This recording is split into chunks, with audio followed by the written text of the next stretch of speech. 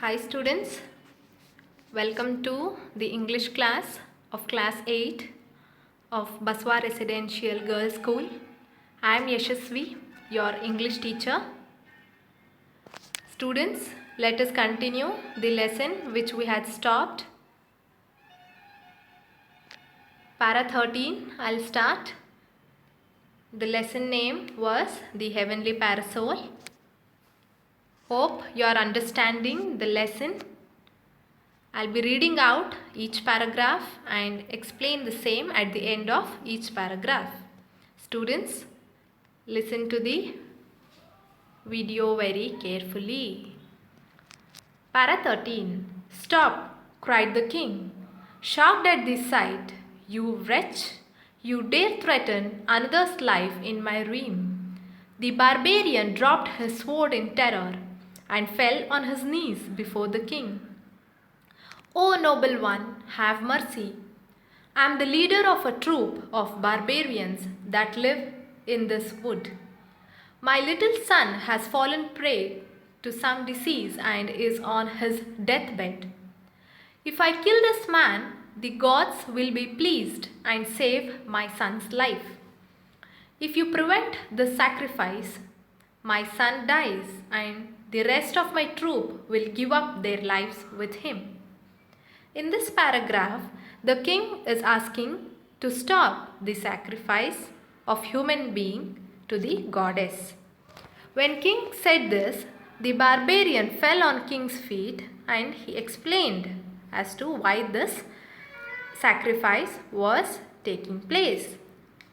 The reason behind this human sacrifice.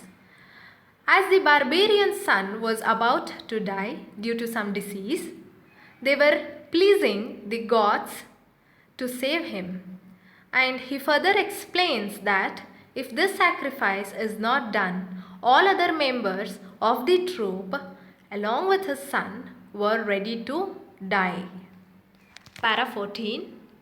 The king glanced towards a bundle on the temple porch and presumed it to be the sacrificed boy. His heart was torn with confusion and compassion. The king he glanced over the entrance of the temple. He saw a bundle there. He assumed it to be the sacrificed boy. On seeing the scenario, he was hurt and his heart was torn. He was feeling very low and he was confused. And also he was pitying on the boy. Para 15. This man whom you desire to protect, continued the barbarian, was wandering about alone and friendless in the forest. Is he of more value to you than this child with whom many persons are connected? Barbarian is asking the king that who is more important to you, O noble king? Whether the lonely boy who was wandering in the wood alone and friendless, or my child meaning barbarian's child, with whom many persons were connected. He questioned the king Meghavahana. Para 16. The victim sat crying on the ground, a look of terror on his face. Tears fell from the barbarian's eyes. Sir, tell me what to do, he cried. I cannot see my son suffer this way. Here, by this incident, the barbarian started crying. His tears started rolling down. He requested the king to please suggest him any way to come out of this, because he could not see his son suffer this way. He wanted the king to suggest any way. Para 17. The king spoke firmly. Do not be distressed. I will save your son as well as this victim. I offer my body in sacrifice to Chandika. Kill me, O barbarian. May these two persons live. The king is supporting the barbarian that, don't be distressed, I am there. I will save both of you meaning the son of barbarian as well as the victim. He was ready to offer his life at the cost of those two living beings. And he asked the barbarian that, let these two persons live. You can take away my life as human sacrifice to please the gods. Para 18. The barbarian, struggling between incredulity and fear, took a step backwards. Sir, you are the king. Your life should be protected at all times. Do not pity this victim. Let him die. His life is of no significance. After hearing to the king's words, he was developing a fear of disbelief. He moved backwards and he told the king that your life should not be put into danger. Instead, it has to be only saved from all odds. The victim's life is of no use. His life is not at all useful. It's of no importance, so he could die. He explained these facts to the king as to how his life was very precious to its citizens. Para 19. The king shook his head impatiently. If I can use my bodies to stop a killing, why should I not? Do not speak another word. Kill me. The barbarian, when he heard to the king's words, he could not stop himself. Seeing the king shaking his head, he grew very impatient. And the king asked that, why should I not die when I could stop two people's sacrifice? And further the king continues that, do not speak anything. You just obey my orders and kill me. I am ordering you to kill me, the king told the barbarian. Para 20. The barbarian hung his head and made no move to take his sword. The barbarian looked down. Neither he moved nor he took his sword to kill the king. Para 21. If you cannot bring yourself to strike at me, I will use my own sword for the purpose. So saying, the king drew out his sword. The barbarian and the victim watched in horror. As Meghavahana was about to strike himself, his head was covered with divine flowers of exquisite color and perfume, and someone held back his arm. The king wheeled around in surprise and beheld a person of heavenly appearance. Then he realized that the barbarian, the victim, and the ailing boy had vanished. In Para 21, the king warned that if he is not killed, he will kill himself. So saying this, he took out his sword. But at the same time, by the king's actions, the barbarian and the victim were growing very nervous. The Meghavahana was about to strike himself. His head was full of flowers suddenly, and he felt as if someone was holding his arm backwards, which prevented him from killing himself. By this time, the barbarian, the victim, the boy, all the three people had disappeared. Students, you can see how exactly the Meghavahana character is made up of.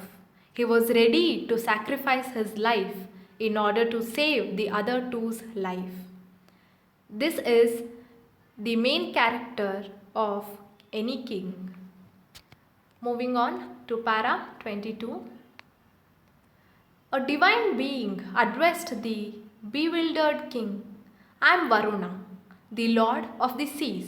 I have come to reclaim my parasol that was carried away from my town by the powerful Bhoma, the father of your father-in-law. It has powers to quell calamities in my land. I created this illusion to test your nobility of mind. You are truly compassionate and noble. In this paragraph, the divine voice said that it was Lord Varuna and he had come to take back his parasol, which was taken away by Bhoma. Who is Bhoma here? The father of Meghavahana's father-in-law. The parasol had the power to put down any calamity or loss which would occur. It had that power. And Lord Varuna also said that he had created this magic of parasol to test Meghavahana. And he had passed in the test given by Lord Varuna. And he praised. Who praised? Lord Varuna praised the king Meghavahana that yes, you are truly compassionate and noble, since you were ready to give up your life for the sake of those two lives. Para 23. Meghavahana bowed before the divine being and returned the parasol reverently to him. Then he asked hesitantly, O Lord, encouraged by your praise, I wish to ask for a boon. I need help to cross the waters so that I may conquer the island. Lord Varuna had come to take back his parasol. Meanwhile, Meghavahana sought his blessings and returned the parasol with due respect, reverently meaning with respect. Meghavahana hesitantly asked Lord Varuna that since you have praised me, I want to ask a boon from you. I had a wish. He had to cross the huge waters in order to acquire the land of Lanka. So he wanted Lord Varuna to bless him. Para 24. Varuna smiled. So be it. When you desire to cross the ocean, I will pull away the water. Then he disappeared with the parasol. Lord Varuna readily blessed him and said that whenever he desires or whenever he wants to cross, he would take away the waters and make way for Meghavahana and his army to reach Lanka. This was the assurance given by Lord Varuna to the king Meghavahana. Para 25. The following day, Meghavahana assembled his troops on the shore. The waters swelled and crashed on the sand, and the soldiers trembled at its might. Meghavahana rode forward and plunged into the foaming ocean. All at once, the waters parted, and the king, smiling at his troops' astonishment, beckoned them to follow him. In this wondrous manner, Meghavahana reached Lanka and won over its king Vibhishana in the form of friendship. Now Meghavahana was very happy by the Lord Varuna's assurance. The next day, along with his troops, Meghavahana arrived at the shore. He came at the shore and he sunk himself in the foaming ocean. But his soldiers were very scared at the waves of the ocean. Suddenly, when Meghavahana had sunk himself, the waters made way for troops to walk. At this scene, the troops were very surprised as Meghavahana told them to follow him. All the troops followed him. Like this, Meghavahana reached Lanka and won over the king Vibhishana who was ruling there, but in the form of friendship, not by waging a war. Para 26. On returning home, Amritaprabha welcomed him and then looked around in confusion. Where is the parasol, my lord? She asked. It never leaves your side. It was never mine to keep, he answered. Yet the mark of favor shown to me by its divine owner will guide me through my life. As he spoke, the skies darkened as if the parasol was casting its shadow over him, even from its heavenly abode. In para 26, after the victory, he returned back home and Amrita Prabha, his wife, welcomed him after the great victory against Vibhishana. She was unable to find the parasol and was in confusion state of mind. She asked Meghavahana as to where is the parasol. Meanwhile, Meghavahana replied that it never belonged to him to stay with him always. So, it had already showered a favor on him through which he would be guided by its owner throughout his life. During this conversation between him and his wife, the sky turned black and seemed as if the parasol is blessing him by casting its shadow even from the heavenly abode, even from the paradise. Meghavahana, the king, is being blessed. So here we end the unit 1 of your English subject. Students, listen to the video until you understand properly. With the next class, we'll continue with its question and answers and the learning activities that follow after this unit. Thank you, students, for paying attention.